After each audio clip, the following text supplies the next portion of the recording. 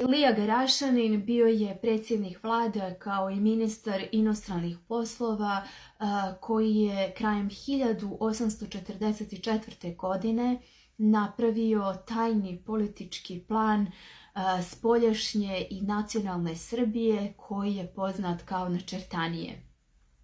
Činjenica je da je originalni tvorac bio zapravo Čeh František Žah, ali uz određene intervencije Garašanina ovo postaje projekat stvaranja Velike Srbije ili projekat koji je svima vama danas poznat kao Srpski svet. No nekom drugom prilikom ću detaljnije govoriti o Načertanije. U knjizi Srbija i oslobodilački pokreti na Balkanu od 1856. do 1878. godine, koju izdaje Srpska akademija nauka i umjetnosti 1983. godine, nalazi se pismo Ilije Garašanina koje sadrži uputstva za Milana Piroćanca koji je postao sekretar knjaza Nikole.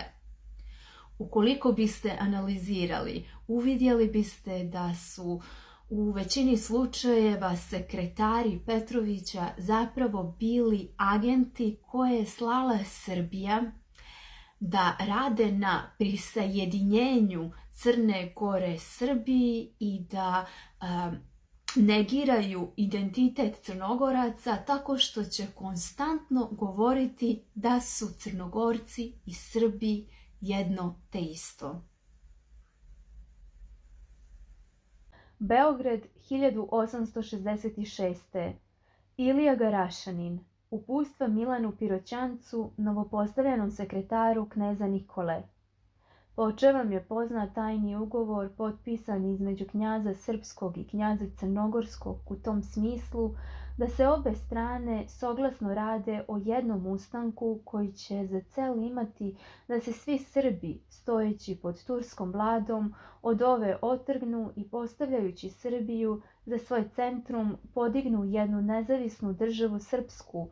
To je saglasno nađeno za nužno da se pošalje jedno sposobno lice iz Beograda na Cetinje, da onda zauzme mesto sekretara knjaževog, a u isto vreme da potpomaže knjaza u svim poslovima državnim, a naročito u onim koji se odnose na ugovor sajedinjenja Crne Gore sa Srbijom i koji će sa osobitom pažnjom raditi da se ugovoru ovom nikad ne umali važnost, no koliko je više mogućno da se ono podigne i točke istog ugovora u delu ostvare.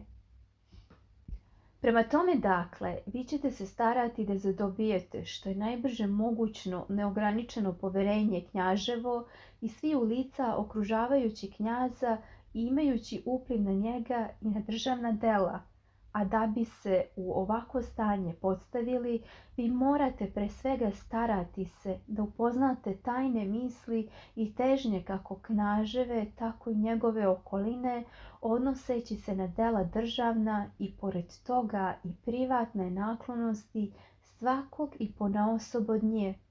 Pa prema svemu tom udešavat ćete vaša dejstva u predoznačenoj celi.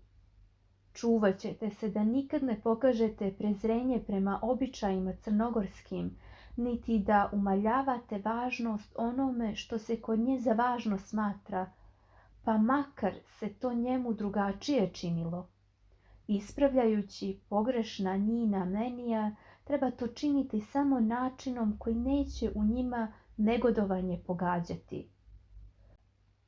U sravnjivanju srpskog naroda sa Crnogorcima ne davati nikad povoda da jedno drugom pretpostavljate, no svagda govoriti kao o jednom istom.